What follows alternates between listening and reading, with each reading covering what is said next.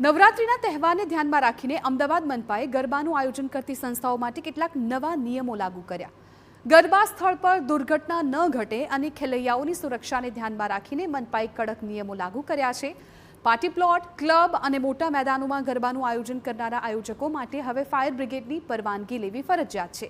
ગરબાના સ્થળો પર રસોઈ માટે ગેસ સિલિન્ડર કે જ્વલનશીલ પદાર્થ રાખવા પર પ્રતિબંધ મુકાયો છે, જેને કારણે ગરબા ગ્રાઉન્ડ નજીક કોઈ ફૂડ કોર્ટ હોય તો તેમાં સિલિન્ડર રાખી શકાશે નહીં. ઇમરજન્સીની સ્થિતિમાં લોકો સરળતાથી બહાર નીકળી શકે તે માટે ગરબાના સ્થળે ઓછામાં ઓછા 2 એક્ઝિટ ગેટ રાખવા પડશે. આ ઉપરાંત ઇલેક્ટ્રિક સબસ્ટેશન, ટ્રાન્સફોર્મર કે હાઈ ટેન્શન લાઇન નજીક ગરબાનું આયોજન નહીં થઈ શકે. ગરબા આયોજકોએ તમામ મંજૂરી મેળવીને સુરક્ષાની બાંયધરી આપવી પડશે. દરેક ચોરસ મીટરે માત્ર એક જ વ્યક્તિને પ્રવેશ આપવાની મર્યાદા નક્કી કરવામાં આવી. આયોજકોએ દરેક કેટલાક લોકોએ મુલાકાત લીધી તેનો રેકોર્ડ પણ રાખવો પડશે.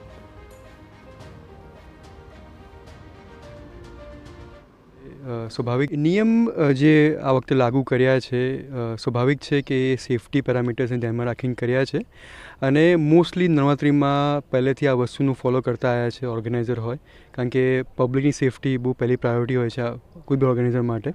તો વર્ષોથી આપણે ફૂડ કોર્ટ અને પ્લેઇંગ એરિયા બંને અલગ જ રહ્યા છે, પણ આ આપણે નિયમ જે જાહેર કર્યો છે તેનું આઈ ગેસ બધા પાલન કરશે આ વખતે, પણ આ વસ્તુ પહેલેથી પાલન કરતા આવ્યા છે. આપણે આપણા ગ્રાઉન્ડને 3 વિભાગમાં વહેંચી દીધા છે.